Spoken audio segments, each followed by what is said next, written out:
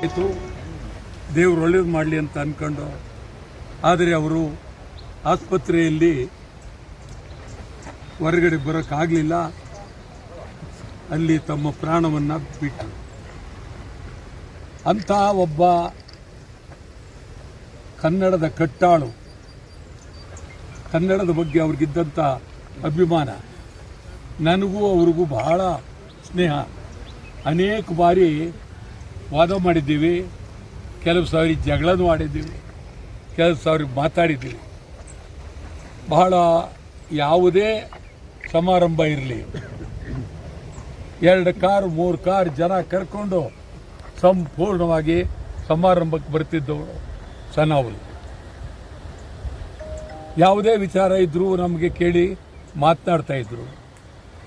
ಗಡಿನಾಡು ಚಳುವಳಿಯಲ್ಲೂ ಅವರು ಬಹಳ ಅಗಾಧವಾಗಿ ಕೆಲಸ ಮಾಡಿದ್ದಾರೆ, ನಮ್ಮ ಜೊತೆಯಲ್ಲಿ ಇದ್ದಂಥವ್ರು.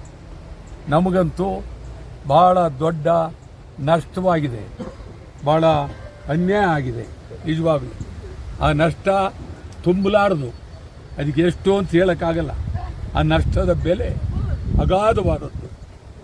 ಒಬ್ಬ ವ್ಯಕ್ತಿ ಕನಿಷ್ಠ ಇನ್ನೂ ಒಂದು ಕಡಿಮೆ ಅಂದರು ಇನ್ನೂ 30 ವರ್ಷ ಇರಬೇಕಾಗಿತ್ತು ಅವರು. ಆವಾಗ ನಮಗೆ ಭಾಳ ಇತ್ತು.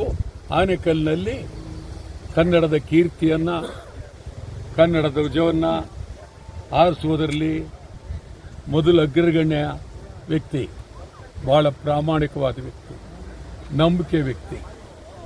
ನಾವ್ಯಾವುದೇ ನಮ್ಮ ಹುಟ್ಟಿದಬ್ಬ ಜನ್ಮದಿನಾಚರಣೆ ಆದರೆ ಏನು ಸಂತೋಷವಾಗಿ ಎಲ್ಲರನ್ನು ಕರ್ಕೊಂಡು ಪ್ರೀತಿಯಿಂದ ಬರ್ತಿದ್ದಂಥವರು. ಆದರೆ ಇದು ಯಾರ ಕೈನಲ್ಲೂ ಇಲ್ಲ, ವಿಧಿ ಅವರನ್ನು ಕರ್ಕೊಂಡು ಹೋಗಿದೆ, ನಮ್ಮೆಲ್ಲರಿಗೂ ಬಿಟ್ಟು ಹೋಗಿದ್ದಾರೆ. ಭಾಳ ನೋವಾಗುತ್ತೆ. ಅವರ ಮನೆಯವರಿಗೆ, ಬಂಧು ಬಳಗಕ್ಕೆ, ಅವರ ಸ್ನೇಹಿತರಿಗೆ, ಅಪಾರ ಅಭಿಮಾನಿಗಳಿಗೆ ದುಃಖ ಭರಿಸ್ತಕ್ಕಂಥ ಶಕ್ತಿ ಭಗವಂತ ಕೊಡಲಿ. ನಾನಂತೂ ಭಾಳ ಅವ್ರ ಬಗ್ಗೆ ನನಗೆ ನೆನ್ನೆ ಕೇಳಿದವಳಿಂದ ನನಗಾಗಿರ್ತಕ್ಕಂಥ ನೋವು ಯಾರಿಗೂ ಆಗಿಲ್ಲ. ನಮ್ಮ ಮನೆಯಲ್ಲೇ ಈ ನೋವು ಆದರೆ ಎಷ್ಟೋ ಅದರಷ್ಟು ನನಗೆ ನೋವಾಗಿದೆ. ಅದರಿಂದ ಏನು ಹೇಳಬೇಕು ಅನ್ನೋದು ನಮ್ಗೆ ಇನ್ನೂ ಅರ್ಥ ಆಗ್ತದೆ. ಇಷ್ಟು ಈ ವಯಸ್ಸಿಗೆ ಸತ್ತೋಗ್ಬಿಟ್ಟ ಅಂತಂದರೆ ನಿಜವಾಗಲೂ ಇದ್ರ ಬಗ್ಗೆ ನಾವು ಭಾಳ ಗಂಭೀರವಾಗಿ ಯೋಚನೆ ಮಾಡ್ತಾ ಇದ್ದೀವಿ. ಭಾಳ ನೋವಾಗುತ್ತೆ.